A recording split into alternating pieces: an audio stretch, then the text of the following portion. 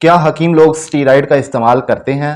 Basically ये वो सवाल है जो बहुत सारे लोगों के ज़हन में बैठा हुआ है। और जब डॉक्टरी इलाज करवाते हैं नाकाम भी हो जाते हैं, इलाज होता भी नहीं है, लेकिन फिर भी हकीमों के पास जाना पड़ता है। और वहाँ पे जाके भी वो ये बार बार पूछते हैं कि हकीम साहब इसमें कोई स्टीराइड तो नहीं है। ये बहुत जनरल क्वेश्चन है और बेसिकली ये लोगों को डिस्टर्ब भी करता है।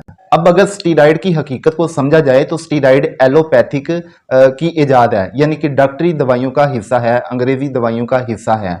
और 100% ये बात श्योर है कि डॉक्टर लोग इसका इस्तेमाल करते हैं, करवाते हैं। लेकिन सब लोग जानते भी हैं कि डॉक्टर इसका इस्तेमाल करते हैं, लेकिन फिर भी वो ऐसी दवाइयों से बचने के लिए हकीमों की तरफ रजू करते हैं। लेकिन बाद हुक्मा ऐसे होते हैं, वो अताई हकीम होते हैं जो स्टीराइड का इस्तेमाल करते हैं।